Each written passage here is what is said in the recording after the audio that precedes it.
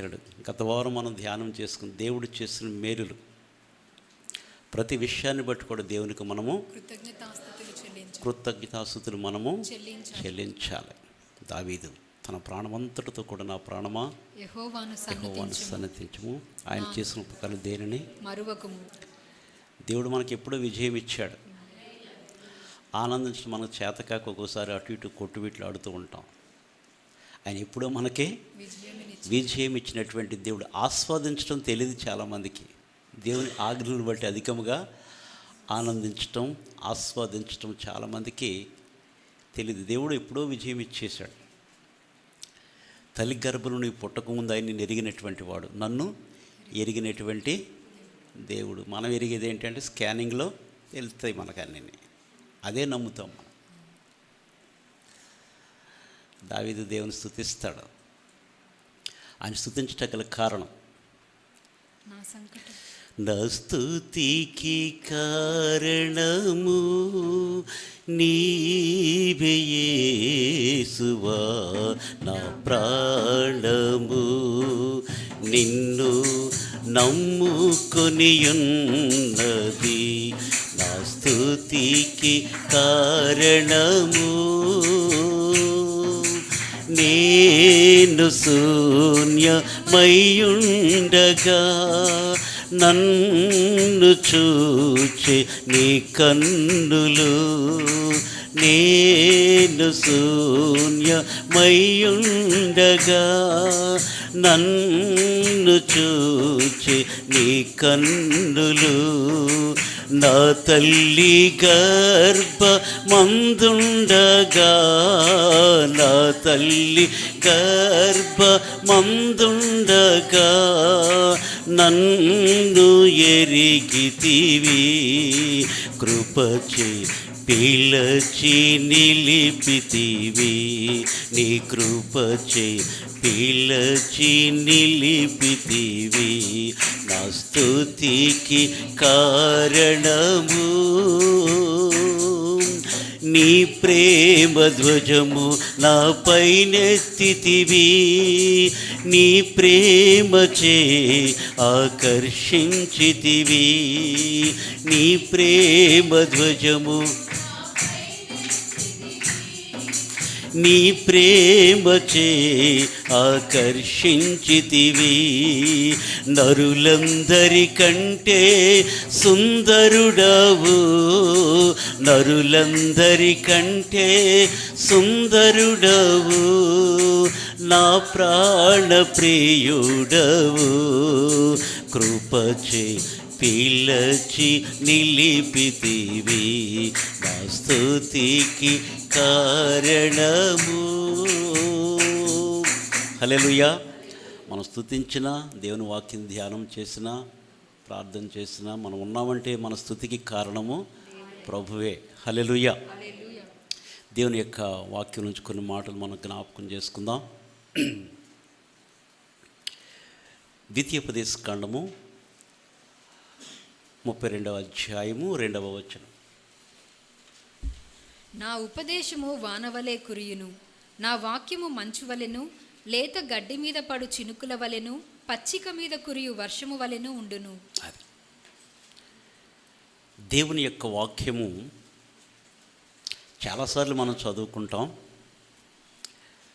కొన్నిసార్లు మన వ్యక్తిగత బైబిల్ స్టడీస్లో బైబిల్ స్టడీలో ప్రభు మనతో కూడా మాట్లాడుతూ ఉంటారు. దేవుని వాక్యం ఎల్లప్పుడూ కూడా మనతో మాట్లాడుతూ ఉంటుంది. దేవుని యొక్క వాక్యం కళల ద్వారా, దర్శనం ద్వారా, ఇతరుల ద్వారా ప్రభు మనతో కొన్నిసార్లు మనం దేవుని వాక్యం చదువుకున్నప్పుడు అన్ని మాటలతోటి కొన్ని మాటల్లోంచి అయినా ప్రభు మనల్ని బలపరుస్తాడు.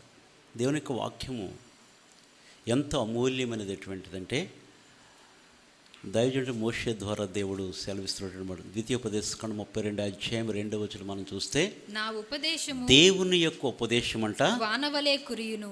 వానవలే.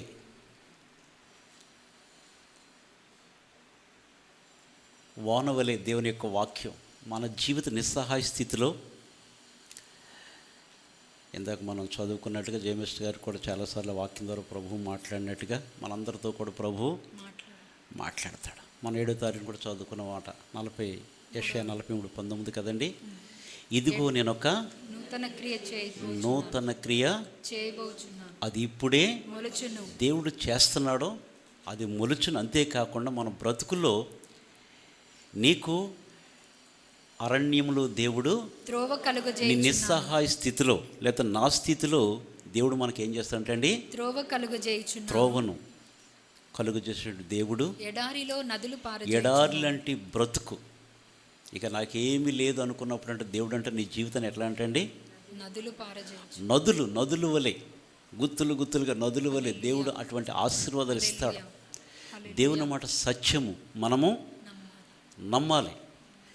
దేవుని యొక్క ఉపదేశము దైవజనుడు మోషే ద్వారా దేవుడు నాడు ఇశ్రాయేలుకి నేడుకు దేవుని ప్రజలైన మనతో దేవుని వాక్యం సెలవిస్తున్న మాట ఏంటంటే, నా ఉపదేశము వానవలే కురియును, నా వాక్యము మంచు వలెను. మంచు చాలాసార్లు చెప్పుకుంటాం. మంచు దేనికి సాదృశ్యం? పరిశుద్ధాత్మ లేకపోతే మనకి ఆశీర్వాదానికి మనకి సాదృశ్యంగా మనము చూస్తూ ఉన్నాం. ఆయన ఉపదేశం, ఆయన యొక్క వాక్యము మంచు వలెను, లేత గడ్డి మీద పడు చినుకుల వలెను. అబ్బా, చూసారు ఎంత చక్కగా మాటలు దేవుని వాక్యం.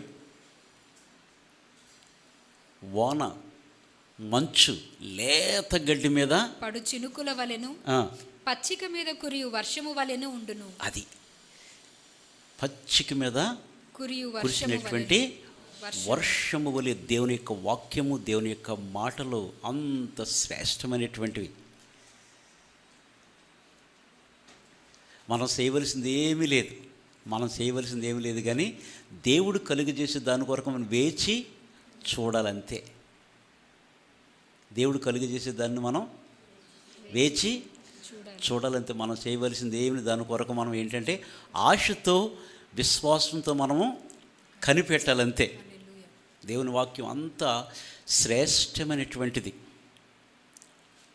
హోషేయ 6:3 సెకండ్ లైన్ చదవమ్మా. 6:3 ఉదయము తప్పక వచ్చు రీతిని ఆయన ఉదయించును. వర్షము వలె ఆయన మన యొద్దకు వచ్చును. ఎట్లా వస్తాడంటండి? వర్షము వలె ఆయన మన యొద్దకు వచ్చును. భూమిని తడుపునట్టి తొలకరి వర్షము కడవరి వర్షము వలె ఆయన మన యొద్దకు వచ్చును. ఎండినటువంటి స్థితులు, నిస్సహాయ స్థితిలో, మన కన్నీటి లోయలో కదండి, మన అరణ్య రోదనలో దేవుడు ఎట్లా వస్తాడంటండి? తొలకరి వర్షం, ఎండినటువంటి భూమిని తడుపునట్టి. సరే, ఆ భూమి గురించి పక్కన పెట్టి మానవుని యొక్క హృదయాన్ని మనం అనుకుందాం. ఎండిన స్థితి, నాకు ఎటువంటి సహాయం లేదు, నన్ను ఎవరు పట్టించుకోవట్లేదు, నా పరిస్థితి ఇట్లా అనుకున్న స్థితులు అంటే దేవుడు ఎట్లా వస్తాడంటండి? వర్షము వలె. మన జీవితంలో దేవుడు ఎట్లా వస్తాడంటండి? వర్షము వలె. అటువంటి నిస్సహాయ స్థితిలో దేవుని యొక్క సహాయమైన హస్తం, సహాయం చేసే చెయ్యి అంటే ఎట్లా వస్తాడంటండి? ఉదయము తప్పక వచ్చినట్టుగా ఎండిన భూమిని వర్షం వలె వచ్చంట తడిపి ఏ రీతిగా అయితే కడవరి వర్షము తొలకరి వర్షం వలె ఏ రీతిగా అయితే భూమిని తడుపుతుందో ఆ రీతిగా అంటే ఆయన మనల్ని మన యొద్దకు వచ్చేటటువంటి దేవుడు. అంత గొప్ప దేవుని మనము కలిగి ఉన్నాం. వాక్యంలోకి వెళ్ళకముందు ఇంకొక మాట జ్ఞాపకం చేస్తా. భక్తుడైనటువంటి దావీదు దేవుని యొక్క హృదయానుసారుడు, ఇశ్రాయేలు కింద స్తోత్ర గీతాలు చేసి మధుర గాయకుడు. హల్లెలూయా. ఎవరు? మధుర గానం చేసినటువంటి వారు. ఈ మధ్య ప్రతి వారు సింగర్స్ మధుర గాయకులు అని పెట్టుకుంటూ ఉంటారు కదా, పెట్టుకోరా కదండి? మధుర గాయకులు, సుప్రసిద్ధ గాయకులు అంటూ ఉంటారు. హల్లెలూయా. కానీ దావీదు గురించి వ్రాయబడిన మాట ఏంటంటే 2 సమూయేలు 23 మీరు చూస్తే కనుక అది దేవోక్తి, దావీదు యొక్క చివరి మాటలై. చదువమ్మా. దావీదు రచించిన చివరి మాటలు ఇవే. ఉమ్, యెషయి కుమారుడగు దావీదు పలికిన దేవోక్తి ఇదే. ఉమ్. యాకోబు దేవుని చేత అభిషిక్తుడై మహాధిపత్యము నొందినవాడును, ఇశ్రాయేలీయుల స్తోత్ర గీతములను మధురగానము చేసిన మధుర గానము చేసినటువంటి గాయకుడు నగు. దావీదు కంటే కూడా ఇంకొక ఆయన ఉన్నాడు, ఆసాఫ్. దావీదు కంటే కూడా ఆసాఫే కదండి. దావీదు కంటే కూడా చక్కని మధుర గానము చేసినటువంటి వాడు. మధుర గానము చేసిన గాయకుడు నగు దావీదు పలికిన దేవోక్తి ఇదే. యెహోవా ఆత్మ నా ద్వారా పలుకుచున్నాడు, ఆయన వాక్కు నా నోట ఉన్నది. ఇశ్రాయేలీయుల దేవుడు సెలవిచ్చుచున్నాడు, ఇశ్రాయేలీయులకు ఆశ్రయ దుర్గమగువాడు నా ద్వారా మాటలాడుచున్నాడు. మనుషులను ఏలునొకడు పుట్టును, అతడు మనుషులను ఏలు ఒకడు పుట్టును. యేసుక్రీస్తు గురించి ప్రవచనం ద్వారా దావీదు పలుకుతున్నటువంటి మాట. హల్లెలూయా. హల్లెలూయా. 4వ వచనం అదే చదవమ్మా. అతడు నీతిమంతుడై దేవుని యందు భయభక్తులు కలిగి ఏలును. ఉదయకాలపు సూర్యోదయ కాంతి వలెను. ఆయన యొక్క గుణము, ఆయన యొక్క లక్షణము, ఆయన యొక్క ఔన్నత్యము, ఆయన యొక్క గొప్పతనాన్ని గురించి దావీదు ఏమంటుంటే ఆయన ఎట్లా ఉంటాడండి? ఉదయకాలపు సూర్యోదయ కాంతి వలెను. మబ్బు లేకుండా ఉదయించిన సూర్యుని వలెను. వర్షము కురిసిన పిమ్మట నిర్మలమైన కాంతి చేత భూమిలో నుండి పుట్టిన లేత గడ్డి వలెను అతడు ఉండును. లేత గడ్డి వలెను, భూమిలో ఉండి పుట్టినటువంటి లేత దేవుని యొక్క గుణ లక్షణాలని మనకు కొద్దిగానే అర్థమవుతాయి కదండి, కదా. యెషయా అయితే యెషయా 53:2 అయితే కనుక అక్కడ చక్కని మాట అంటాడు, ఎండిన భూమిలో మొలిచినటువంటి మొక్కవలను, లేత మొక్కవలను అతడు ఆయన ఎదుట పెరిగెను. లేత మొక్కవలను ప్రభు యొక్క గుణ లక్షణాలు. ఆ రీతిగా దావీదు హోషే భక్తుని ద్వారా, దావీదు ద్వారా, మోషే ద్వారా, అనేకమైన ప్రవక్తల ద్వారా దేవుడు పలికినటువంటి మాటలు. ఆయన ఎంత ఆశ్చర్యకరుడు, ఎంత అద్భుతకరుడు. కేవలం ఆయన మనం ప్రేమామయుడు ఒకటే మనకు తెలుసు ఆయన గురించి, కానీ ఆయన గుణ లక్షణాలు అంటే ఎట్లా ఉంటాయంటండి, చక్కగా మనం ఆస్వాదించగలిగితే. ఇంకొక మాట, ఇందాక ఆ సిస్టర్ సాక్షినితుడు ఒక మాట గుర్తుకొచ్చింది. యాకోబు దేవుని స్తుతిస్తూ అంటాడు, ఆదికాండం 32:10 అంటాడు, దేవుడు చేసిన మేలును తలంచుకొని నీ సేవకుడైనటువంటి 32:10 ఆదికాండం, నీ సేవకునికి చేసిన సమస్తమైన ఉపకారములకును సమస్త సత్యమునకును అపాత్రుడను. అది కృతజ్ఞత అనేది ఏంటంటే హృదయంలోంచి వచ్చేది, పెదవుల్లోంచి కాదండి. కృతజ్ఞత ఎప్పుడు కూడా ఎక్కడి నుంచి వస్తుంది? అంతరంగంలోంచి కన్నీరు ఉబ్బుకుచు దేవుడు చేసిన మేలులను బట్టి అంట. ఇంకంతకనంటే ప్రభువుకు మనం ఏమి చెల్లించలేము, మన డబ్బితే తీసుకోవడానికి. నువ్వెంత బయిండి బంగారు ఇదంతా నీదే ప్రభు అంటే నీది నాకెందుకు అయింది? ఆయనకు కావాల్సింది ఏంటంటే అండి, నిన్ను బట్టి దేవుని యొక్క నామం మహింపరచబడాలి. ఆయన సొంత కుమారుని మనకి ఇచ్చేయడు. నీ వెండి నీ బంగారం నాది ఏం చేసుకుంటారు ఆయన? ఏది కూడా మనది ఆయనకి ఏది.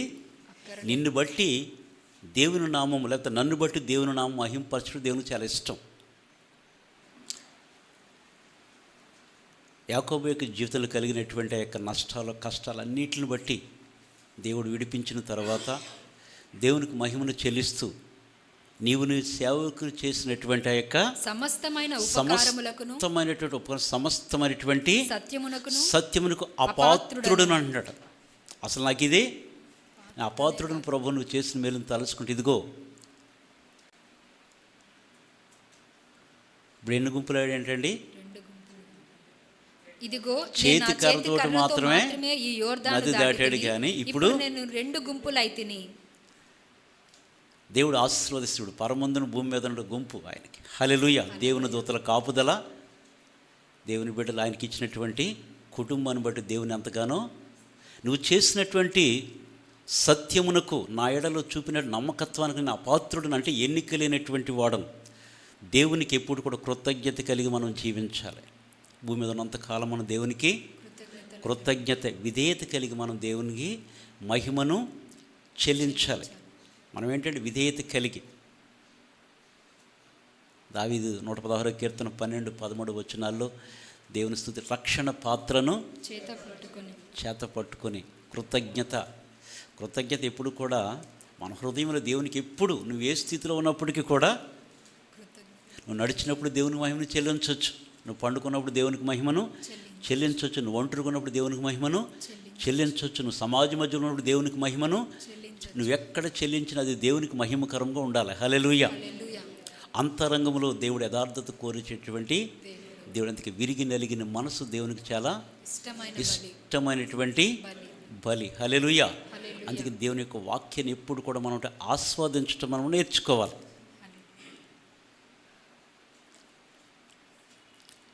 విజయం ఆయన ఇచ్చాడు, విజయం ఆయనది. ఆనందించడం మనం అంతే, మనం చేసేది ఏమీ లేదు. అవునా కదే. నిర్గమకాండం 14వ అధ్యాయము 10 నుంచి 14 వరకు చదవండి. నిర్గమకాండం 14వ అధ్యాయం 10వ వచనం నుంచి. ఫరో సమీపించుచుండగా ఇశ్రాయేలీయులు కన్నులెత్తి ఐగుప్తీయులు తమ వెనుక వచ్చుట చూచి మిక్కిలి భయపడి యెహోవాకు మొరపెట్టిరి. అంతటి వారు మోషేతో, ఐగుప్తులో సమాధులు లేవని ఈ అరణ్యంలో చచ్చుటకు మమ్మను రప్పించితివా? మమ్మను ఐగుప్తులో నుండి బయటకు రప్పించి మమ్మను ఇట్లు చేయనేలా? మా జోలికి రావద్దు, ఐగుప్తీయులకు దాసుల మగుదుమని ఐగుప్తులో మేము నీతో చెప్పిన మాట ఇదే గదా. మేము ఈ అరణ్యమందు చచ్చుట కంటే ఐగుప్తీయులకు దాసుల మగుటయే మేలని చెప్పిరి. అది వీళ్ళ కోరిక ఏంటంటే అండి, 430 సంవత్సరాలు ఐగుప్తులు బానిసలుగా బ్రతకరు ఇశ్రాయేలు. దేవుడు సెలవిచ్చిన ప్రకారం దేవుడు మోషేని వారికి రక్షకుడిగా దేవుడు ఏర్పాటు చేసుకుని ఐగుప్తు అనే దాస్యం నుండి దేవుడు వారిని విడిపించడానికి మోషేని ఏర్పాటు చేసుకుంటే వారి కోరిక ఏంటంటే అండి, ఐగుప్తీయులకు దాసుల మగుటయే మేలని చెప్పి. అంతేకాదు, ఐగుప్తులు మాకు సమాధులు లేవని ఈ అరణ్యంలో చచ్చుటకు మమ్మను రప్పించితివా? అది ఈ అరణ్యంలో చచ్చుట కంటే కూడా ఐగుప్తీయులకి మేము దాసుల మగుదుమని అని వాడు అనుకుంటున్నారంట.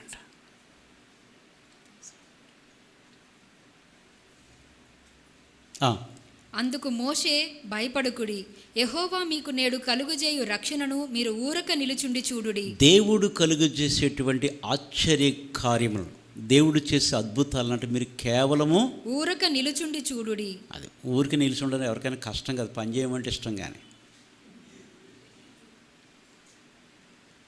ఓపిక ఉండదు కదా. ఓపిక ఉంటుందా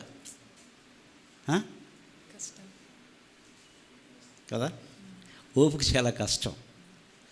మనకేం కావాలంటే అండి, ఓర్పు.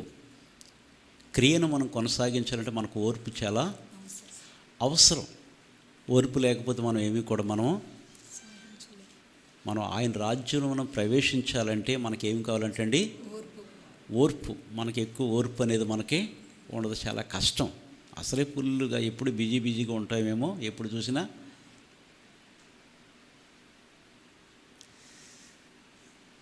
మోషే అంటున్నాడు, భయపడవద్దు, దేవుడు యెహోవా మీకు కలుగజేసే రక్షణను మీరు ఊరకనే నిలుచుండి మీరు చూడుడి. మీరు నేడు చూచిన ఐగుప్తీయులను ఇక మీదట మరి ఎన్నడూనూ చూడరు. యెహోవా మీ పక్షమున యుద్ధము చేయును. ఎవరంటండి? యెహోవా మన పక్షమున ఎవరంటండి? యెహోవా యుద్ధము చేయును. నీ పక్షమున నా పక్షమున దేవుడు యుద్ధం చేస్తాడు. మనం ఏం చేయాలంటే అండి, నీకు నష్టం జరిగిందా, అవమానం జరిగిందా, ఇరుక, ఇబ్బంది, సమస్యల, నువ్వేమీ కూడా దేవుడు ఏం సెలవిచ్చాడు, మీ చింత యావత్తు నా మీద. మనం ఏం చేస్తాం, నువ్వు తీర్చలేవు ప్రభు, మేమే తీర్చుకుంటామని చింతించి చింతపండు మోకం వేసుకుని నవ్వుతారు. కానీ లోపల ఆ రక్షణ ఆనందం అనేది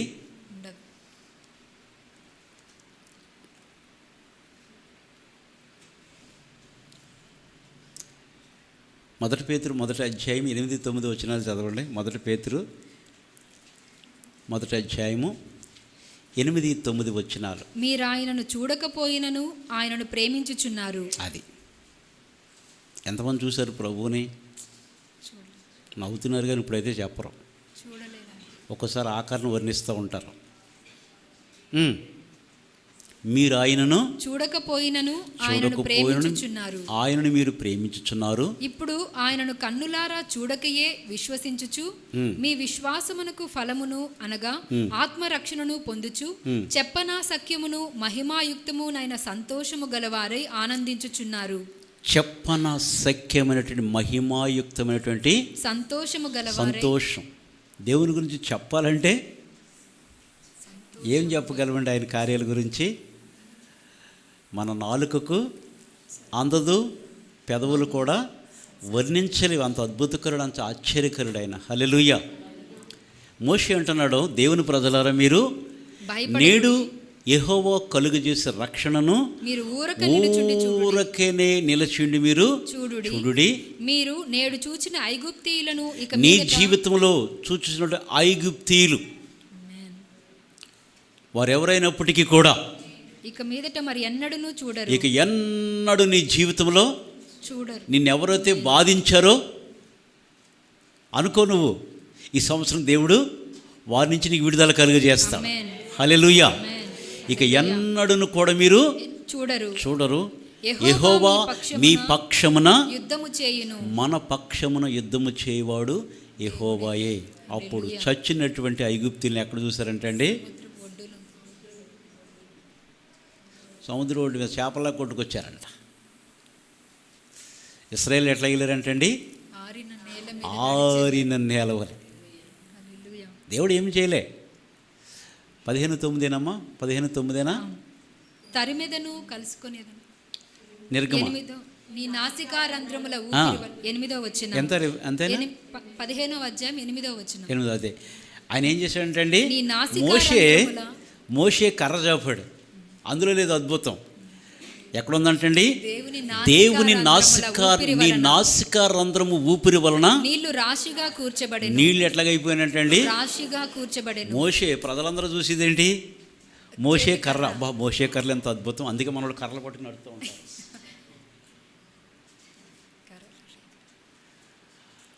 మోషే కర్రను చాపమన్నాడు దేవుడు, కానీ అద్భుతం చేసింది ఎవరంటే అండి, ఆయన వెనక నుంచి అంట ఊపిరి ఊదాడు. అంతే. ఆయన ఊపిరి కంట సముద్రం ప్రవాహములు అంతగా ప్రవహించేటువంటి ప్రవాహం అంట. ఆ కెరటాలంట. తెలుసు కదా సముద్రం ఘోష ఎట్లా ఉంటుందను? ఎప్పుడు నిద్రపోయినట్టు ఉంటుందా? ఎట్లా ఉంటుంది? అంటానే ఉంటుంది. భయం అవుతుంది నాకైతే. అక్కడికి వెళ్తే నాకు చాలా భయం. మాకు అంత సముద్రం ఉంటుంది కానీ అక్కడ వరకు వెళ్ళి దూరం చూస్తాను నేను. అంత గొప్ప సముద్రం అంట, ఎర్ర సముద్రం దేవుడు అంట చేశారు. ఇట్లా వెనక నుంచి నాసికారంధ్రం ఊపిరుదంట. అంతే. గోడవలి ఇరుపక్కంట గోడవలి రాసిగా నిలిచిపోయి అంట. మధ్యలో ఏం చేస్తారంటే నడుచుకుంటూ పోయారు ఇశ్రాయేలు. కానీ ఐగుప్తులు అలా అనుకున్నారు. కానీ దేవుడు ఏం చేశాడంటే ఆ కర్ర ఎప్పుడైతే మోషే తీసాడు, దేవుడు మునిగిపోయారు, కొట్టుకుపోయారు. అంత అద్భుతకరుడు.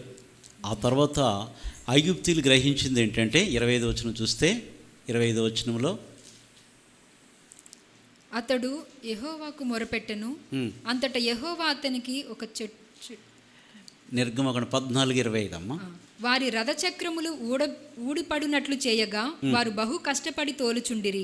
అప్పుడు ఐగుప్తీయులు ఇశ్రాయేలీయుల ఎదుట నుండి పారిపోదము రండి, యెహోవా వారి పక్షమున మనతో యుద్ధము చేయుచున్నాడని చెప్పారు. ఎవరంటే యుద్ధం చేసేది? యెహోవా వారి పక్షమున. ఐగుప్తీయులు గ్రహించారు. ఆయన ఇచ్చింది 3 పూటలు తిని దేవదూతల ఆహారం భుజించి దేవునికి విరోధంగా శనిగారు. మాంసం లేదంటే దేవుడిస్తే పూరీళ్ళు పంపించారు. మనోళ్ళు తింటారు చూడు మాంసం, హండి మండే అదే. అట్లాగా ఎటువంటి మాంసం ఇచ్చాడంటే దేవుడు పూరీళ్ళు పంపించాడు. వారి సనుగులకి దేవుడి అరణ్యంలో మాకు ఆహారం సిద్ధపరచగలడని దేవుని కార్యాలను వారు చాలా చిన్నగా మాట్లాడారు. దేవుని కోపం వచ్చింది, పంపించాడు. వారి మధ్యకి పూరేళ్ళను పంపిస్తే తినంట అమ్మాయ తిని అలసిపోయి నిద్ర వచ్చేస్తుందంట. అలసిపోయారు కదా, తిని తనిసిరి ఏమాట తనిసిరి అంటే చిన్నపిల్లలకి పెట్టిన కొంచెం ఫుడ్ ఎక్కువైంది అనుకో, ఇంకెంత పెడతావు అంటాడు. ఇంకా మళ్ళీ ఇళ్ళ కానీ మళ్ళీ పెట్టినా కానీ ఇంకేం చేస్తాడు. అట్లాగా తిని ఇశ్రాయేలు ఏం చేస్తారంటే అండి, అలసిపోయారు తినలేక దేవుడు అట్లా ఇచ్చాడు. అయినను వారి ప్రాణానికి క్షీణత దేవుడు ఇస్తాడు. ఐగుప్తీయులు గ్రహించారు, ఇశ్రాయేలు గ్రహించలేకపోయారు. పగలు మేఘస్తంభంగాను రాత్రి అగ్నిస్తంభంగాను దేవుడు వారిని పోషించి, మేఘంలో నుండి పోషించి నడిపించి దేవదూతల ఆహారం ఇచ్చి భోజనం చేసినప్పుడు కూడా వారు దేవుని కార్యాలు ఏం చేశారంటే అండి, మర్చిపోయారు. ఐగుప్తులు దాన్ని గ్రహించి వారి పక్షమున యెహోవా మనతో యుద్ధం చేస్తున్నాడు. అది మన పక్షమున యుద్ధం చేసేవాడు. ఎవ్వరు కూడా నిరాశ చెందవలసిన అవసరం లేదు. మన పక్షాన యుద్ధం చేసేవాడు ఆయనే. హల్లెలూయా. మన పక్షాన యుద్ధం చేసేవాడు ఆయనే. హల్లెలూయా. ఎరికే గోడలు ఉన్నాయి కదా, దేవుడు ముందే చెప్పాడు యెహోషువతోటి 6వ అధ్యాయం 2వ వచనంలో, చూడుము అప్పుడు యెహోషువతో ఇట్లా నేను చూడుము, నేను యెరికోను దాని రాజును పరాక్రమము గల శూరులను నీ చేతికి అప్పగించుచున్నాను. అంతే. దేవుడు అన్నాడంటే దాన్ని ఆమేన్ అనాలి. అంతే. నీ జీవితంలో వచ్చిందంటే వాక్కు దాన్ని ఆమేన్ అని విశ్వసించాలి. మనకి ఎక్కడ ప్రాబ్లం అంటే అంతా తోమా గారిలాగా నిజమైన ప్రభు నీ గాయంలో వేళ్ళు పెట్టి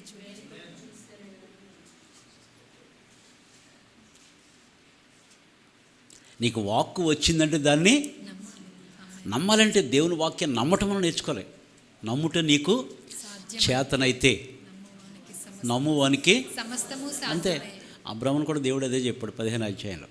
తీసుకొచ్చి నీకు చేతనైతే నక్షత్రం లెక్కపెట్టు, నీకు చేతనైతే నక్షత్రం లెక్కపెట్టు, నీ సంతానం ఈ రీతిగా వృద్ధుడే కానీ ఆ మాట నమ్మి కూలిదేని ఆయన ఏమైపోయాడంటే అండి, మృతతుల్యమైన ఆ శరీరానికి లెక్కకు ఆకాశ నక్షత్రములు సముద్రపు ఇసుక రేణుల వలె ఆయన సంతానం అట్లా ఉంటుందని విశ్వసించేసాడు. అంతే. ఆమె వయసు గతించినప్పటికీ కూడా స్త్రీ ధర్మము తనకు నిలిచిపోయిన గర్భం ఉడిగిన దానికి అయినప్పటికీ కూడా తనకు కుమారుని దేవుడు ఇస్తానని చేశాడు. నమ్మాలంతే. నమ్ముట నీకు చేతనైతే నమ్మువానికి సమస్తం. దేవుడు చెప్పాడు, చూడుము యెహోషువ యెరికోను దాని రాజును పరాక్రమము గల శూరుని నేను నీకు అప్పగించుచున్నాను అన్నాడు. అంతే. దాని ప్రకారం యెరికో మీద ఎంత యుద్ధం చేశారండి, ఎన్ని బాణాలు తీసుకెళ్లారు, తీసుకెళ్లారు లక్ష్మి, ఏమి తీసుకెళ్ళా, ఏమైనా తీసుకెళ్ళారా, ఏమీ తీసుకెళ్ళారు. చెప్పి ప్రకారం చేయమన్నాడు యెహోషువ. యాజకులను ఏర్పరిచారు. చెప్పిన ప్రకారం చేస్తే దేవుడు గొప్ప కార్యము, ఎటువంటి బాణాలు వేయలేదు కదండి. మన ముందు యెరికో లాంటి సమస్యలు ఉన్నప్పటికీ కూడా దేవుడు మన పక్షాన ఏం చేస్తాడండి, గొప్ప కార్యము చేసేటటువంటి దేవుడు. అమాలేకులతో యుద్ధం జరిగినప్పుడు 10:14 యెహోషువ 10:14 అమ్మా. యెహోవా ఒక నరుణ్ణి మనవి వినిన ఆ దినము వంటి దినము దానికి ముందే గాని దానికి తర్వాతే గాని ఉండలేదు. నాడు యెహోవా ఇశ్రాయేలీయుల పక్షముగా యుద్ధము చేసెను. అది ఎవరి పక్షాన అంటే మన పక్షమున యుద్ధము చేసే దేవుడు. నాడు అమాలేకులకి ఇశ్రాయేలుకి యుద్ధం జరుగుతుంది. యెహోషువ ప్రార్థన చేశాడు, సూర్యుడని గిబియోను చంద్రుడు నీవు అయ్యోను లోయలో నీవు నిలువుము అని ప్రార్థన చేశాడు. ఒక నరుడు చేసినటువంటి మనవినంట దేవుడు ఆలకించినటువంటి దినం దానికి ముందే గాని వారు ప్రార్థన చేసినప్పుడు అంటే ఏం జరిగిందంటే అండి, యెహోషువ ప్రార్థన చేస్తే సూర్యుడు చంద్రుడు ఒక దినమంతా అస్తమింప తెగింపలేదని ఉండదు, నిలిచిపోయారు. ఒక నరుని యొక్క మనవి వినంటే సూర్యచంద్రులు నిలిచిపోయారు.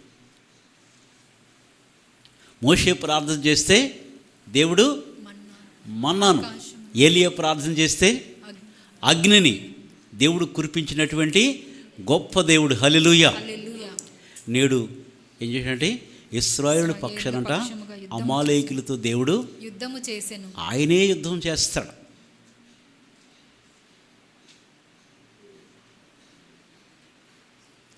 ఫిలిస్తీన్లకి ఇశ్రాయేల్కి యుద్ధం జరుగుతుంది. ఇది అందరికీ తెలుసు, మనం చిన్నప్పటి నుంచి వింటున్నాం కదా. అబ్బా రూత్ ఎంత సంతోషిస్తుంది, ఇది అందరికీ తెలిసిందని. తెలిసినా ఏం జరిగిందంటే అండి 17:33 అంటాడు. 17:33 ఏమంటాడు? సౌలు ఈ ఫిలిష్తీని ఎదుర్కొని వానితో పోట్లాడుటకు నీకు బలము చాలదు, నీవు బాలుడవు. సౌలు రాజే కానీ దావీదుతో ఏమంటున్నాడండి, ఈ ఫిలిష్తీని ఎదుర్కొని నీవు ఈ ఫిలిస్తీన్లతో లేదా ఫిలిస్తీన్తో ఎదుర్కొని నీవు వానితో పోట్లాడుటకు నీకు బలము చాలదు, నీవు బాలుడవు, నువ్వు చాలా చిన్నవాడువు. ఆడు బాల్యము నుండి వాడు యుద్ధాభ్యాసము చేసిన వాడని, వాడు మంచిగా ఆరితేరినటువంటి వాడు కాబట్టి ఆడుతోటి నువ్వు కొట్లాడొద్దు బాబు. ఆనాడు వేగు చూటకి వెళ్ళిన వారు అన్నారు చూసారా, స్వాధీనపరుచుకోమంటే వాళ్ళు ఏమంటున్నారు, వాళ్ళు అంటున్నారు మేము మిడతలం అన్నారు. వాళ్ళు అంటున్నారు మిడతలం. మా ముందు ప్లేట్ ఉంటే ఏమైపోద్ది అంటే అండి, ఈ మిడతల ముందు ప్లేట్ తినే అన్నం ప్లేట్ ఉందని ఏమవుతుంది, ఏ కూడా తింటకుండానేవారు అక్కడ. అర్థమైంది నేను చెప్పింది? చెప్పుకోవడం ఎలా చెప్పుకుంటారంటే అండి, మేము చూసాం కానీ అనాకేళ్ళని చూసాం కానీ వారు ఉన్నత దేహులు, వారి ముందు మేము గెలవలేము అని వాడు అనుకుంటున్నారు. కానీ కాలేబు యెహోషువ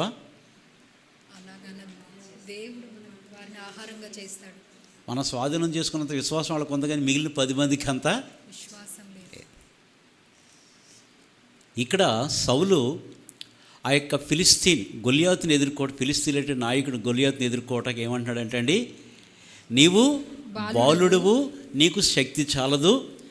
అయితే వాడు బాల్యము నుండి వాడు విద్యాభ్యాసము చేసిన వాడున్నాడు కాబట్టి నువ్వు అంటాడు. దావీదు లోపల ఏముందంటే అండి, దేవుని అభిషేకం ఉంది కాబట్టి దావీదు ఏమంటున్నాడు, మీ దాసుడినైన అస్సలు నేను ఎవరో తెలుసా. దావీదులో ఉన్నది ఏంటంటే అండి, నేను ఎవరినో నీకు తెలుసా, గొర్రెలు కాసిన నేను ఏమై ఉన్నానో, నేను ఏమేమి చేశాను నీకు తెలుసు అని చెప్పి ఏం చేసేటండి, సింహము ఎలుగుబంటు నోట నుంచి ఒక గొర్రె పిల్లను తప్పించినటువంటి విడిపించాను. ఈ యొక్క ఫిలిస్తీన్ నుంచి నేను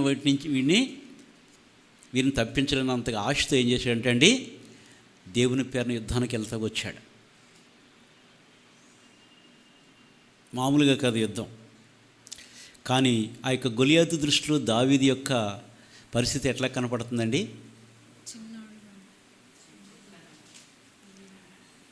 గొలియాతు సంగతి తెలుసు కదా. గొలియాతు యొక్క ఈటి మోసేవాడు అంతే కదా, గంజి తాగివాడికి మీసాలు ఎత్తి పట్టువాడు అన్నట్టు ఆయన నడుతుంటే ఈటి పట్టుకున్న చూడు ఒకడు వాడికి. తెలుసా మీకు? అలా ఉన్నాడు అనమాట. ఇక ఆడిని అడగటమే కష్టం. వచ్చాడు. అయితే దావీదు నీ సంగతి చెప్తానని చెప్పి అసలు మీరు ఆలోచించండి, ఆయనకి వీటి పోసి ఒకడం. ఈయన ఏం చేశాడంటే అండి, ఏటిలోకి వెళ్ళాడంట శుభ్రంగా 5 రాళ్ళు తీసుకున్నట్ట. ఒక్కటి మాత్రం తీసుకుని ఒడిశాలలో పెట్టుకుని వస్తున్నాంటే, కుక్కను అనుకుంటున్నామని వస్తున్నాడంట. ఎట్లా తిట్టుకొస్తున్నాడో, నేను కుక్కనా, రా నీ సంగతి, కాకులకి గెద్దలకి వేసేస్తాను, చీల్చేస్తాను, చెండాలు వేస్తాను, పెద్ద కేకలు వేసుకుని వస్తున్నాడు. అయితే దావీదు దేవుని స్తుతించి 47 వచనంలో ఏమంటాడు? 17:47లో అప్పుడు యెహోవా కత్తి చేతను ఈట చేతను రక్షించువాడు మన కాడని, దేవుడు దేని చేతండి? కత్తి చేతను కత్తి చేతను ఈట చేతను ఈటి చేతను రక్షించువాడు కాడని ఈ దండు దేవునికి యుద్ధం చేయాలి అని అంటే మనం బయటతో కొట్లాడ పెట్టుకోవాల్సిన అవసరం లేదు. నువ్వు మౌనుకుంటే అదే చాలు నీకు, అది గొప్ప విజయం.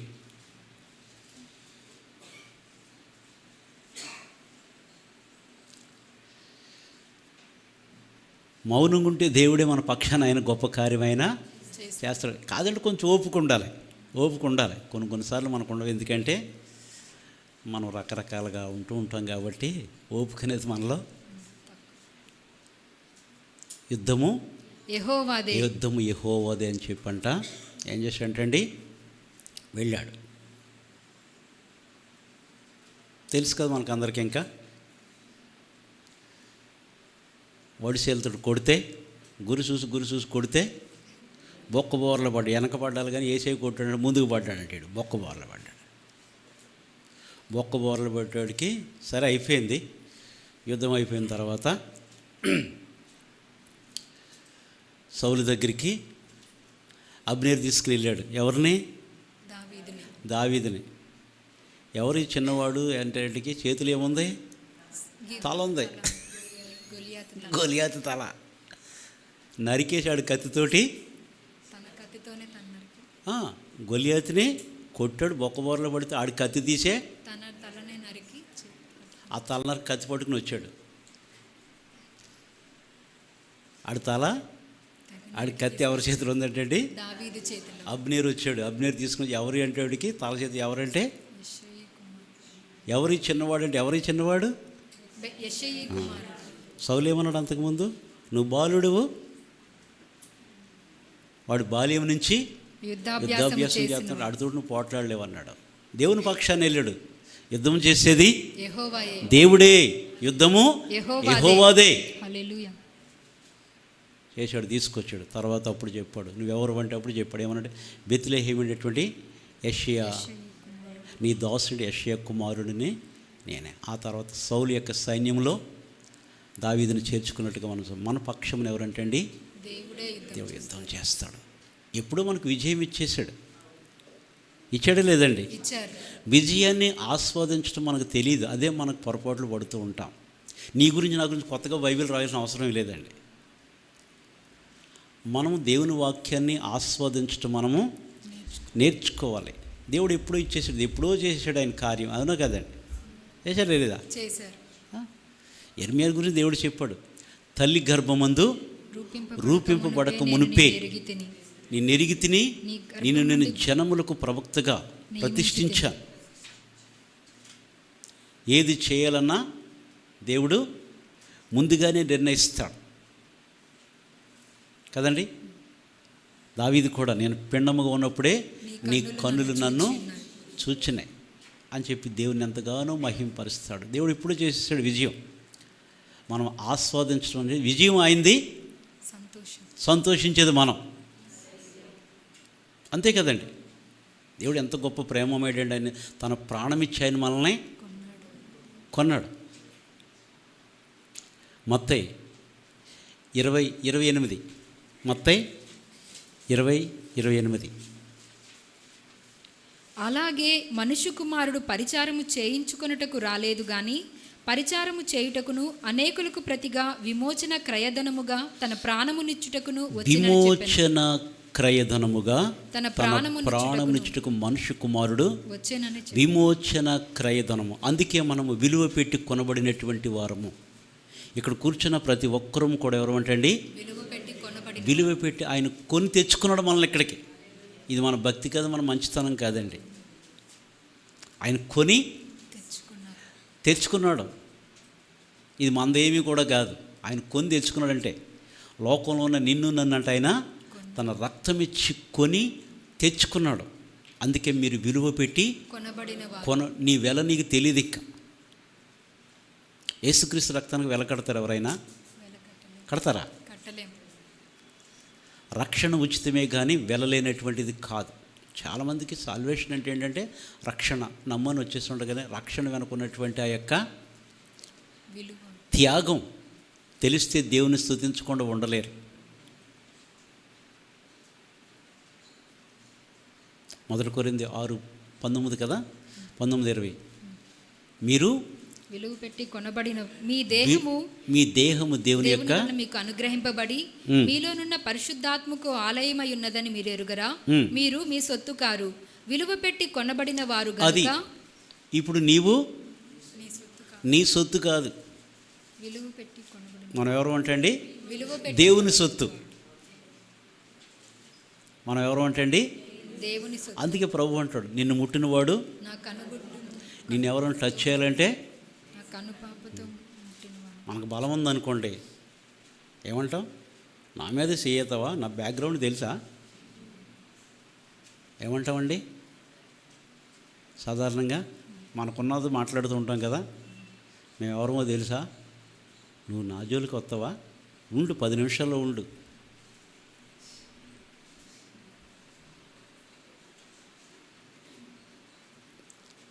మన సొత్తు కాదండి. ఎవరు అంటండి? దేవుని సొత్తు. దేవుని సొత్తు. సొత్తు. అపోస్తలుల 28:8 కూడా అదే మాట కదా, దేవుడు తన స్వరక్తమిచ్చి సంపాదించినటువంటి సంఘము.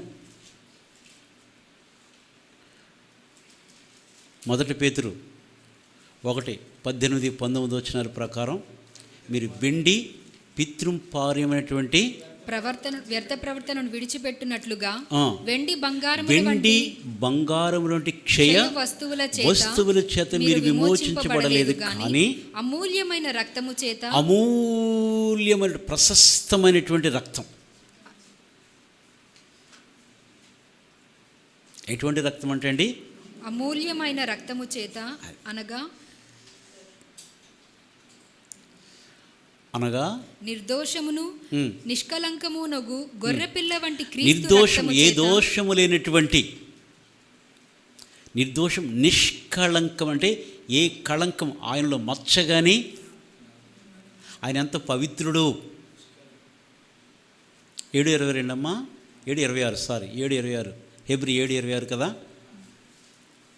హెబ్రీ 7:26. పవిత్రుడును నిర్దోషియు నిష్కల్మషుడును పాపులలో చేరక ప్రత్యేకముగా ఉన్నవాడును. పవిత్రుడు, నిర్దోషి, నిష్కల్మషుడును పాపులలో చేరక. మనం చాలామంది ఒకళ్ళ గురించి చెప్పేటోడు ముందు ఏం చెప్తాం? వాళ్ళంత మంచోళ్ళు.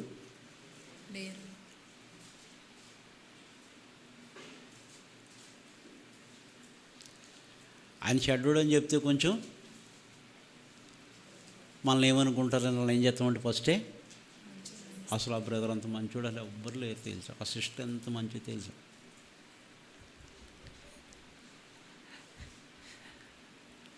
ఆయన పవిత్రుడును నిర్దోషియు నిష్కల్మషుడు పాపులలో చేరక ప్రత్యేకముగా ఉన్నవాడును ఆకాశ మండలము కంటే మిక్కిలి హెచ్చైన వాడునైనా ఇట్టి ప్రధాన యాజకుడు మనకు సరిపోయిన వాడు. అంటే తగినటువంటి వాడు. పుట్టినోట్లే కదా, ఇట్టి ప్రధాన యాజకుడు మనకున్నాడు.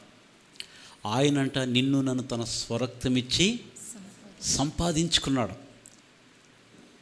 మన వెండి బంగారు క్షయ వస్తువు చేత మనము విమోచించబడలేదు. యేసుక్రీస్తు రక్తము చేత నీవు నేను విమోచించబడ, మనకు జయమిచ్చాడు దేవుడు. అందుకే దేవుని స్తుతిస్తూ పౌలు అంటాడు, ఎల్లప్పుడూ మమ్మును విజయోత్సాహంతో ఊరేగించదు దేవునికి స్తోత్రము కలుగునుగాక అంటాడు. 2 కొరింథీ 2:13 కదా, ఎల్లప్పుడూ మా ద్వారా ప్రతి స్థలములో క్రీస్తుని గురించిన ఇది నాన్న దేవుని గురించి నువ్వు పాడగలుగుతున్నావు, దేవుని గురించి సాక్ష్యం చెప్పగలుగుతున్నావు, దేవుని గురించి మాట్లాడుతున్నావు అంటే కారణం ఏంటంటే అండి, క్రీస్తుని గురించి ఆయనే మనల్ని ఊరేగిస్తున్నాడు. మంద కాదు ఇది. ఆయనే మనల్ని ఏం చేస్తాడంటే అండి, ఊరేగిస్తూ ఆయన నామాన్ని ప్రకటించుకుంటున్నాడు, మహింపరుచుకుంటున్నాడు. నువ్వే స్థలంలో ఉన్నప్పుడు కూడా దేవుని మహింపరుతున్నాడు. అది ఎవరిదంటే అండి? అది దేవునిది. హల్లెలూయా. ప్రతి స్థలమందు మా ద్వారా క్రీస్తుని గురించిన జ్ఞానము యొక్క సువాసన ఆయన యందు మమ్మను ఎల్లప్పుడూ విజయోత్సాహముతో ఊరేగిస్తున్నాడు దేవుడు నిన్ను నన్ను. హల్లెలూయా. అందు కాబట్టి మనం మన సొత్తు కాదండి. ఎవరమంటే అండి? దేవుని సొత్తు. దేవుని యొక్క సొత్తు.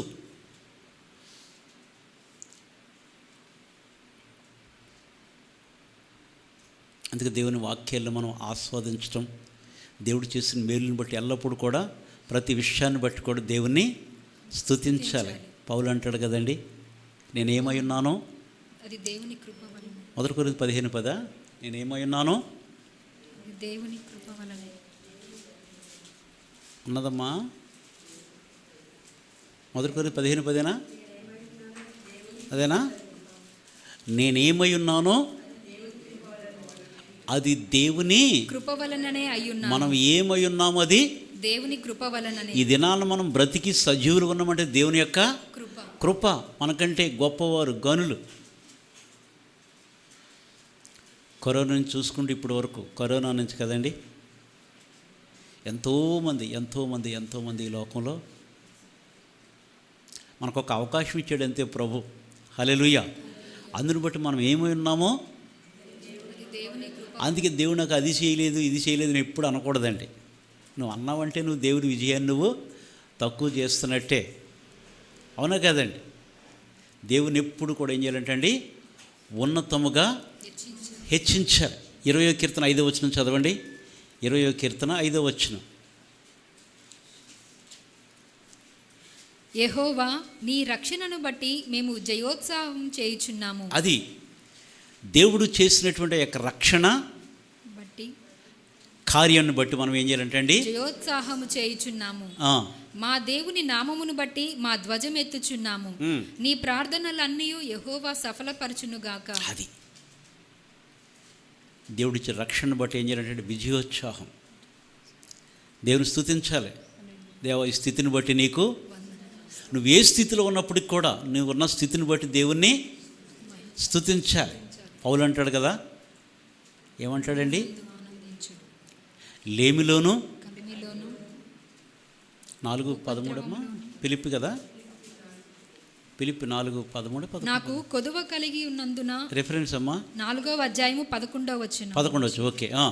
నాకు కొదువ కలిగినందున నేను ఇలాగు చెప్పుటలేదు. నేను ఏ స్థితిలో ఉన్నను ఆ స్థితిలో సంతృప్తి కలిగి ఉండ నేర్చుకొని ఉన్నాను. ఏ స్థితిలో ఉన్నప్పటికీ కూడా సంతృప్తి కలిగి ఉండ నేర్చుకొని ఉన్నాను. సంతృప్తి. నీకు ఏ స్థితిలో ఉన్నప్పుడు కూడా దాంట్లో ఏముండాలంటే అండి, సంతృప్తి. తృప్తి. లేకపోతే జలగలాగా అయిపోద్ది బతుకంతా. జలగ కంట ఇమ్ము ఇమ్ము అని ఇద్దరు కూతుర్లు ఉన్నారంట. ఇమ్ము ఇమ్ము ఇమ్ము. ఒక తల్లికి 3 కూతుర్లు ఉన్నారంట. ఎవరు? శరీరాశ, నేత్రాశ, జీవపుడాము. ఈ ఎప్పటికీ తృప్తి ఉండవు. వాళ్ళకి అది ఉందంటే నాకు ఇంకెక్కువ ఉండాలి. వాళ్ళు 10,000 ఎట్టుకున్నారా, నేను 12,000 ఎట్టుకుంటాను.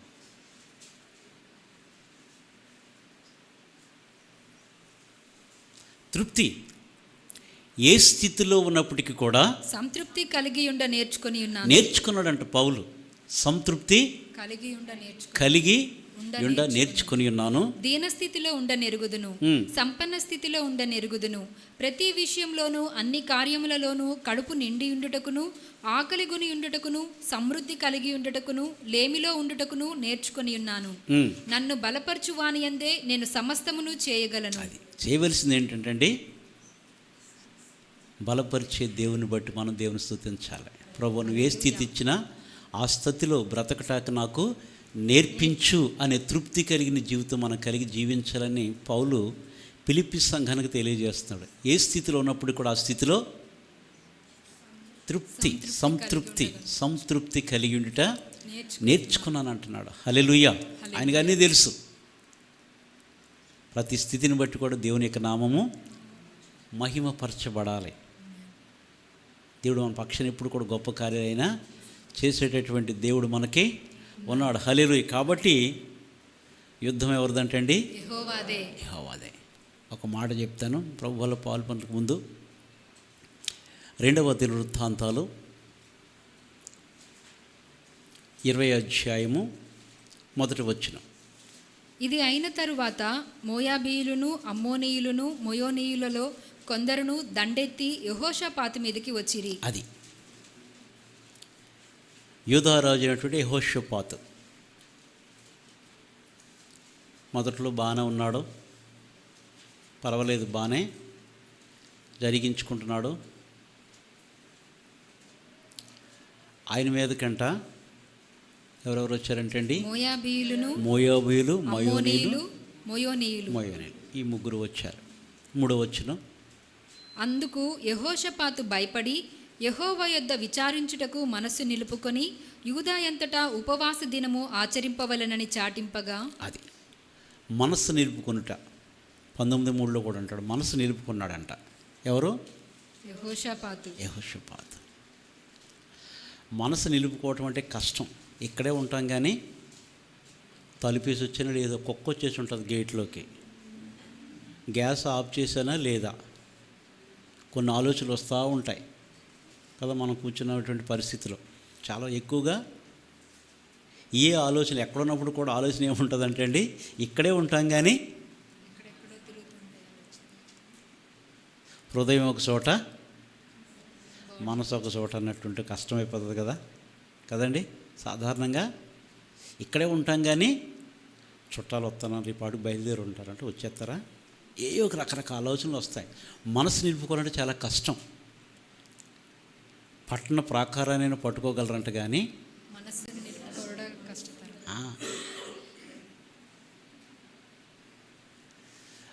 నిలుపుకోవటం అంటే చాలా కష్టం. యెహోషాపాతు మనసు నిలుపుకొని బలహీనుడు. అయితే దేవుని సన్నిధిలో ఇటువంటి పరిస్థితులు వచ్చినప్పుడంట మనస్సు నిలుపుకొని సాటింపు వేయించి ఉపవాసం సాగించాడు. 12వ వచనం, మా దేవా, నీవు వారికి తీర్పు తీర్చవా? మా మీదకి వచ్చు ఈ గొప్ప సైన్యముతో యుద్ధము చేయుటకును మాకు శక్తి చాలదు. యెహోషాపాతు ప్రార్థన ఏంటంటే, మా మీదకు వచ్చు ఈ గొప్ప సైన్యముతో యుద్ధము చేయుటకును మాకు శక్తి చాలదు. ఒప్పుకుని నిస్సహాయ స్థితి ఒప్పుకుంటున్నాడు. అంత గొప్ప సైన్యంతో యుద్ధం చేయాలంటే మాకు శక్తి చాలదు, మాకు శక్తి చాలదు, ఏమి చేయుటకును మాకు తోచదు. నీవే మాకు దిక్కు అని ప్రార్థన చేసెను. నీవే మాకు దిక్కు, మాకు దిక్కు. అన్నిటికంటే కూడా ప్రార్థనా సహాయం చాలా గొప్పదండి. నీ ఒంటరిగా 4 గోడల మధ్య చేసి ఎవరికి కనపడదు. పాటలు పాడేవాళ్ళు కనపడతారు, వాక్యం చెప్పేవాళ్ళు బాగానే కనపడతారు. ప్రార్థన చేసేవాళ్ళు కనపడతారా? 4 గోడల మధ్యన కనపడతారా? అది ఇంకా పవర్ఫుల్. అది దేవుడు రెడీ చేసి పెంచుతాడు. నువ్వు ప్రార్థన చేస్తే కార్యం సిద్ధంగా వచ్చి ఉంటుంది నీ ముందుకి. హల్లెలూయా. ప్రార్థన చాలా పవర్ఫుల్ అండి. కనబడదు. మిగిలిన వాళ్ళందరూ కనపడుతూ ఉంటారు. వాక్యం చదువులు కనపడతారు, పాటలు పాడేవాళ్ళు కనపడతారు, ఇన్స్ట్రుమెంట్స్ ప్లే చేసే వాళ్ళు కనపడతారు, అందరూ కనపడతారు. కానీ ప్రార్థన అనేది మాత్రం కనపడదు. కనపడినటువంటి ఆయుధం, కానీ చాలా పవర్ఫుల్ అన్నిటికంటే కూడా. హల్లెలూయా. ఎంత గొప్ప సైన్యముతో యుద్ధం చేయాలంటే మాకు శక్తి చాలదు, మేము బలహీనం అని చెప్పంట నిస్సహాయ స్థితి ఒప్పుకొని దేవుని యొక్క సన్నిధిలో ప్రార్థన చేశాను. 15వ వచనం, యూదావారులారా, యెరూషలేము కాపరస్తులారా, యెహోషాపాతు రాజా, మీరందరూ ఆలకించుడి. యెహోవా సెలవిచ్చినదేమనగా, ఈ గొప్ప సైన్యమునకు మీరు భయపడకుడి, జడియకుడి. ఈ యుద్ధము మీరు కాదు, దేవుడే జరిగించును. ఎవరంటండి? దేవుడే జరిగించును. దేవుడే చేస్తాడు యుద్ధం. చాలామంది అంటారు, దేవుడు అని దీపం పెట్టుకుని ఓరుగల్లో కూర్చో అంటారు. వాళ్ళు చాలా తెలివైన వాళ్ళు కదా. ఎవరు చేస్తారంటే అండి? దేవుడే యుద్ధం చేస్తాడు. లోకస్తులు ఏమంటారు? దేవుడు అంటే అయిపోతుందా అంటారు. మనం నిస్సహాయ స్థితి ఒప్పుకోవాలి. యెహోషాపాతు ఒప్పుకున్నాడు రాజే, కానీ తన బలహీన స్థితిని ఎంత గొప్ప సైన్యముతో యుద్ధము చేయాలంటే మాకు శక్తి చాలదు, ఏమి చేయడం మాకేమి తోచలేదు ప్రభు, నీవే మా దిక్కు. దిక్కు లేని వారికి దేవుడే దిక్కు.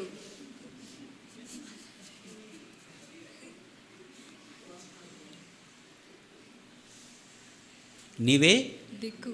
రాజు కదా, రాజుగారిని కాబట్టి ఇంకా సైన్యానికి 10,000 మంది దించేయండి అనలే. యోధారాజు ఏమన్నాడండి? నీవే మాకు దిక్కు, నీవే మాకు దిక్కు, మా దిక్కు అని మనస్సు నిలుపుకొనట దేవుని సన్నిధిలో ప్రార్థన చేశాడు. 17 నుంచి 22 వరకు చదవమ్మ. ఇప్పుడు ఈ యుద్ధములో మీరు పోట్లాడవలసిన నిమిత్తము లేదు. అది యుద్ధం జరుగుతుంది, మీరు పోట్లాడవలసిన నిమిత్తం లేదు. అడొకటి అన్నారని మనం రెండు అలవలసిన అవసరం మనకి లేదు.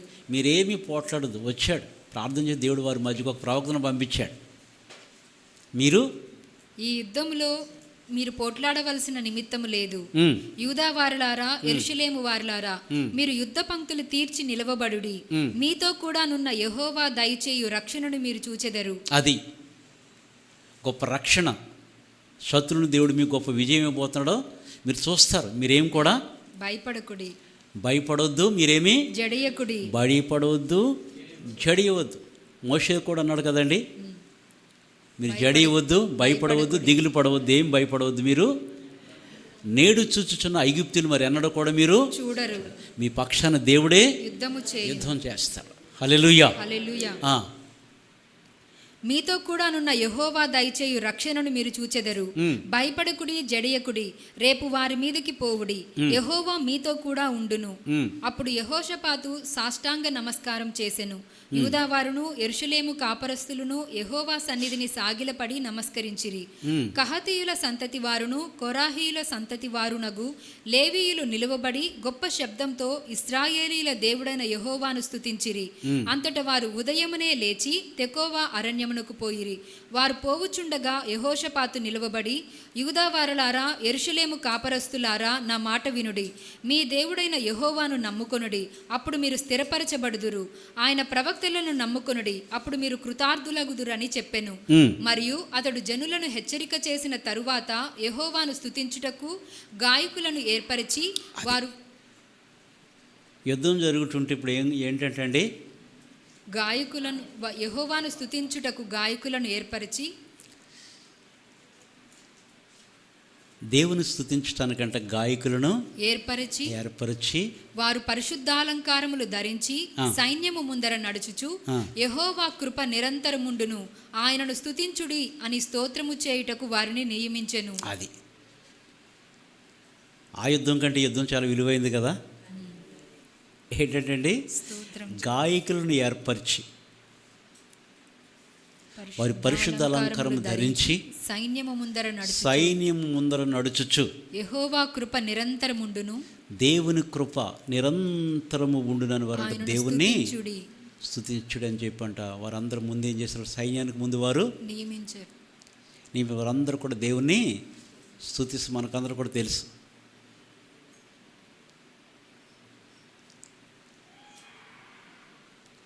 ఒరే శత్రువు మీద నేను బాణం వేశారు, వీళ్ళు ఏమన్నా వేయలేదు. ఎంత గొప్ప దీవెన కలిగిందండి వాళ్ళకి.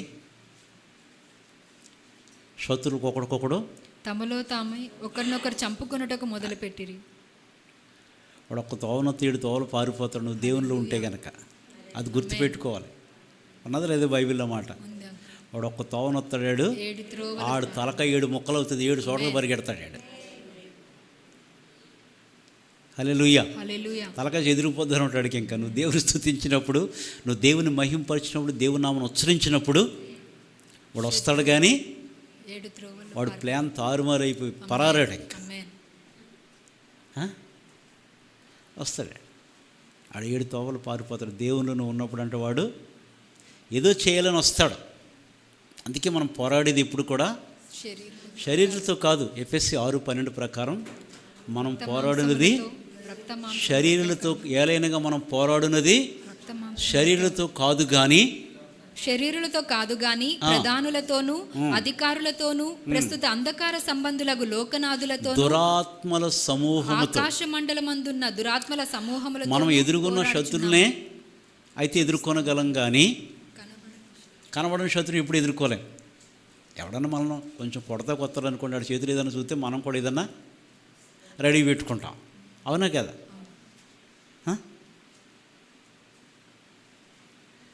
కనబడే శత్రువుల మీద దాడి చేస్తూ ఉంటాయి.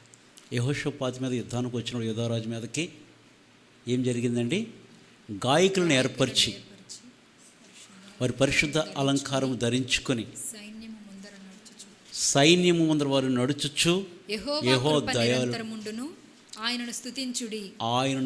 ఆయన కృప నిరంతరం వారు స్తుతించినప్పుడు వారు ఏమైపోయారంటే శత్రులు ఒకడికొకడు తమలో తాము చంపుకుంటారు. వారు కొల్ల సొమ్ము దోచుకో. వారికి దోసుకోవటానికి శ్రేష్టమైన బంగారం దోసుకోవటానికి 4 దినాలు పట్టింది.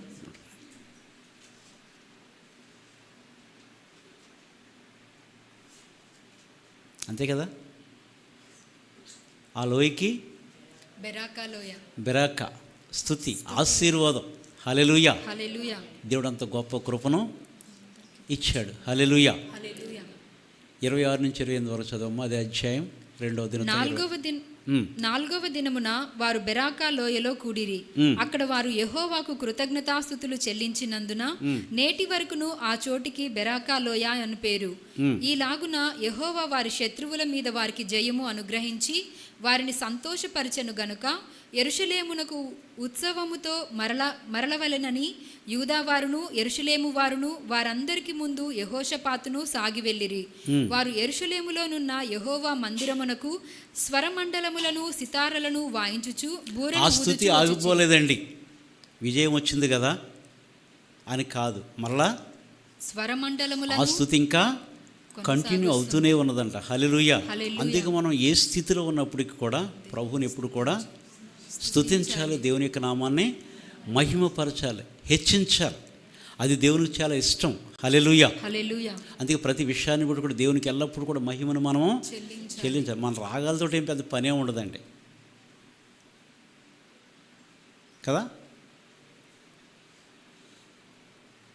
దేవుడు మాట్లాడాలనుకుంటే గార్దబానికి కూడా వాక్ ఇచ్చాడు, గాడిదకి ఇవ్వలేదా? ఇచ్చారు. ప్రవక్తకి వెరితనాన్ని అడ్డగించలేదా? మాట్లాడతాడు. నేను గాడిది అనుకుంటే ఎవరంటాకి ఇష్టపడరు ఈ మాట. నేను పెద్ద అడ్డగాడిదని అంటే రోడ్డు మీద కనబడితే అడ్డగాడిదని పిలుతారు, పిలితే పిల్లలు తప్పలేదు కదా. నేను ఒక దేవుడు మాట్లాడతాడు. హల్లెలూయా. దేవుని స్తుతించాలి, దేవుని యొక్క నామాన్ని మహిమపరచాలి. మన పక్షమునంట కార్యం చేసేవాడు. మనం చేయవలసింది ఏమీ లేదు, విశ్వసించాలి అంతే. ఆయన ఇచ్చే విజయాన్ని బట్టి మనం అంతే కదా. రేపు చనిపోతే మనం ఎక్కడికి వెళ్తాం? దేవుడు భూలోకంలో ఏదైనా విలువైంది కలిగి ఉన్నట్టు దేవుని యొక్క సంఘమే కదా. మన దృష్టిలో విలువైంది ఏంటి? సొంత ఇల్లు, ఇంటి ముందు ఇంకో ఖాళీ ప్లాటు ఉంటే ఇది మనకు విలువ. కానీ దేవుని దృష్టిలో అది దానికంటే కూడా మానవుని ఆత్మ చాలా విలువైనటువంటిది. మత్తయి సువార్త 13వ అధ్యాయం మనం చూస్తే అక్కడ దాదాపు 7 రకాల ఉపమానాలు చెప్తాడు. అక్కడ పరలోక రాజ్యము ఎట్లా ఉందంటే మంచి ముత్యములను వెదుకుచ్చినట్టు వర్తకుని పోలి ఉన్నది అంటాడు. ఆ వర్తకుడు ఎవరు? ప్రభుని యేసుక్రీస్తు వారు. వర్తకుడు అంటే ఏం చేసేటండి, ఆ యొక్క ముత్యమును కొంటాకంట తన కలిగిన వెలంతా చెల్లించి ఆ ముత్యాన్ని ఆయన రక్తమిచ్చి నిన్ను నన్ను ఆయన కొన్నాడు. హల్లెలూయా. సంపాదించుకున్నాడు.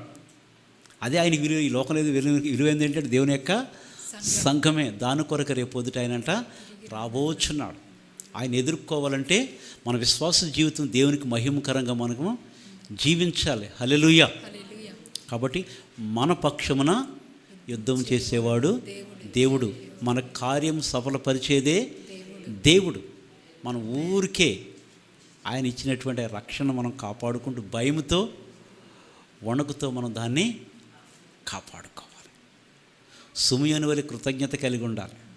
రాత్రి ఒక చక్కన కళ వచ్చింది. ఆ కళలో నాకు సుమియోని గురించి ఎంత సంతోషించాను కదండి. ఎంత గొప్ప భాగ్యం దొరికింది కదా.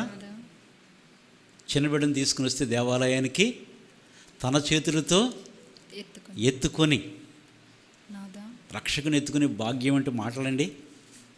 సృష్టికర్తన సుమియనట్టు గొప్ప భాగ్యాన్ని పొందుకు. ఎందుకంటే నీతిమంతుడు పరిశుద్ధుడు. అతడు చనిపోకముందు పరిశుద్ధాత్మ ద్వారా హెచ్చరింపబడిన వాడై రక్షకుని చూడక మునుపు చనిపోవడం ఒక ప్రవచనం వచ్చింది ఆయన మీద. అందుకనే ఆ గడిలోనే ఆ చిన్న బిడ్డను ఎత్తుకుని, శిశువుని ఎత్తుకొని, నాదా ఇప్పుడు నీ మాట చొప్పున సమాధానముతో నీ దాసుని పోనిచ్చుచున్నావు తండ్రి, లేకపోతే ప్రభువా ఇప్పుడు నాకు సమాధానము దొరికింది, నీ రక్షణను నేను కనులారా సకల జనులకు నీవు సిద్ధపరిచిన రక్షణ నేను కనులారా నేను చూచి తిని.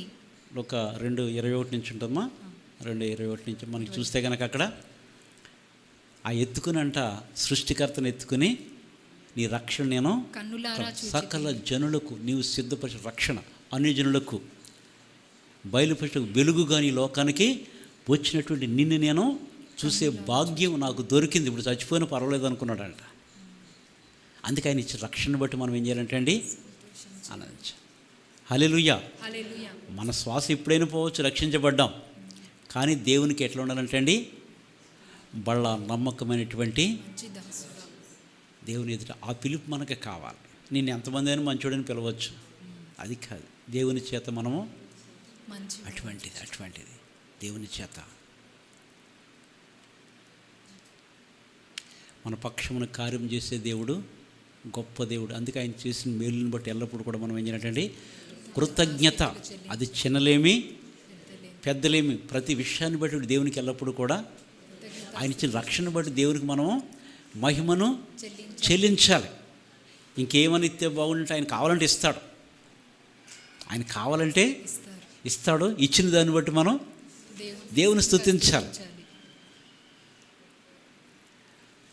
ఆయన ఇచ్చి దాన్ని ఆశీర్వదించిన దానికంటే కూడా ఇచ్చి ఆశీర్వదించింది ఎంతో మేలండి.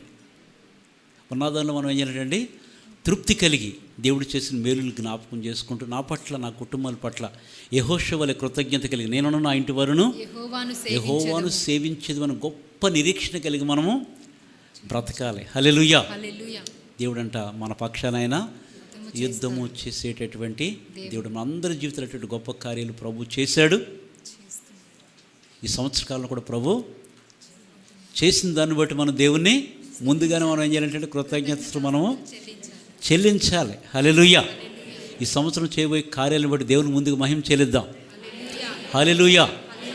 దేవుని స్తుతిద్దాం అందరూ కూడా. ప్రభువా మా పట్ల చేస్తున్న ప్రతి వారం కూడా కళ్ళు మూసుకుని ఒక్క నిమిషం, ప్రభువా మా పట్ల నాయన ఈ సంవత్సరం మా కుటుంబాల పట్ల మా బిడ్డల పట్ల తండ్రి ప్రభా, మా యొక్క తండ్రి ఆత్మీయుల పట్ల తండ్రి ప్రభా, మాకంటే ఉన్నతముగా తండ్రి ప్రభా నూరంతలుగా దీవించండి. మీరు ఆశీర్వదించండి. ఆరోగ్య విషయంలో తండ్రి ప్రభా, వయసు విషయంలో తండ్రి, ఆత్మీయ జీవితంలో తండ్రి నాయన ప్రభా, ఆయన మాకంటే తండ్రి ప్రభా 100 రెట్లు వారు ఆశీర్వదించబడుదురు గాక. దీవిద్దాం. హల్లెలూయా. అందరూ కూడా దేవుని స్తుతిద్దాం. నాయన ప్రభా బిడ్డలందరూ మీరు ఆశీర్వదించండి తండ్రి ప్రభా. నాడు మోషే కాలంలో తండ్రి నాయన తండ్రి ప్రభా ఐగుప్తీయుల పట్ల తండ్రి ఇశ్రాయేలు గొప్ప కార్యం చేస్తారు తండ్రి నాయన ప్రభా. అమాలేకీయుల పట్ల తండ్రి ప్రభా ఇశ్రాయేలుకు గొప్ప కార్యం జరిగించారు. ఫిలిష్తీయుల పట్ల తండ్రి ప్రభా ఇశ్రాయేలుకు గొప్ప కార్యం జరిగించేటటువంటి మా దేవుడు తండ్రి నాయన తండ్రి ప్రభా. మయోనీయులు అమ్మోనీయులు తండ్రి ప్రభా, మోయాబీయులు యెహోషాపాతు మీదకి వచ్చినప్పుడు తండ్రి నాయన తండ్రి ప్రభా తండ్రి యెహోవా కలుగజేసే రక్షణ ప్రభా ఊరకే నిలిచిండు చూడమ ప్రభా. వారి పక్షాన యుద్ధము చేసినటువంటి మా దేవుడు నాయన ప్రభా. స్తుతుల మూర్ఘము తండ్రి ప్రభా ఒక గొప్ప కార్యం జరిగించేటువంటి మా దేవుడు నాయన మీకు స్తోత్రములు స్తుతులు చెల్లిస్తున్నాము నాయన. హల్లెలూయా. హల్లెలూయా. హల్లెలూయా. స్తోత్రం స్తోత్రం స్తోత్రం స్తోత్రం స్తోత్రములు నాయన.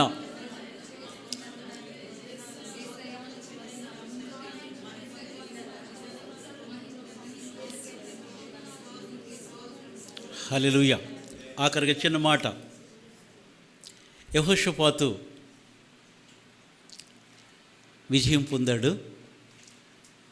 మనం ఎప్పుడు కూడా కడపడి స్థితి చాలా జాగ్రత్తగా చూసుకోవాలి. అర్థమైందండి. యెహోషాపాతుకి విజయం వచ్చింది, అన్ని బాగానే కానీ ప్రవచనం ఒకటి వచ్చింది యెహోషాపాతు మీద. ఆ 20 అధ్యాయం లాస్ట్కి వచ్చేటప్పటికి ఇజ్రాయెల్ రాజు అయినటువంటి ఎవరితోటి అహజ్యాతో బియ్యం అందాడు. లోకానుసారంగా ప్రవర్తించాడు, దెబ్బతిన్నాడు. అందుకే ముగింపు దావీదు వలె ప్రభు నా అంతము ఎట్లున్నది, నా ముగింపు జీవితం నీకు మహిమకరంగా ఉన్నదా లేదా అనేది ఎప్పుడు కూడా మనం ప్రశ్నించుకోవాలి. నీవు కానీ నేను కానీ ఎవరు మనతో రారండి. ఎవరు మనతో ఎంత గొప్పవాడు చనిపోయినా నలుగురు మోయవలసిందే. అవునా కాదండి? నువ్వు ఎంత మంచివాడు అయినా నలుగురు దేవునికి మహిమకరంగా మనం జీవించాలి. యెహోషాపాతు ముగింపులోనంట ఎవరితోటి అంటే అండి, ఇశ్రాయేల్ రాజు అయినటువంటి దుర్మార్గంగా ప్రవర్తించిన ఇశ్రాయేలు రాజైన అహజ్యాతో స్నేహం చేసెను. నీ స్నేహం ఎవరితో?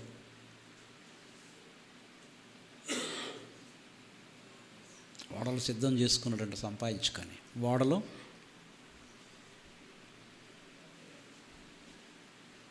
ఎన్నున్నా అవన్నీ కూడా బద్దలే.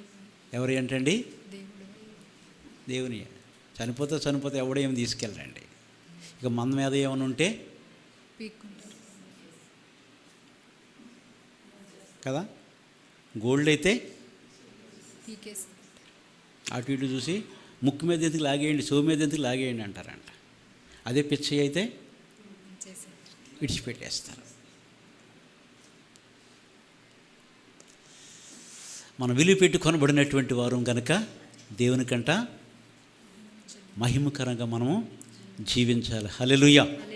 దేవుడి సంవత్సరం మనందరినీ ఆయనకి మనం అంటంట ఆయన చేసిన మేలుని బట్టి కృతజ్ఞత కలిగి మనం జీవిద్దాం.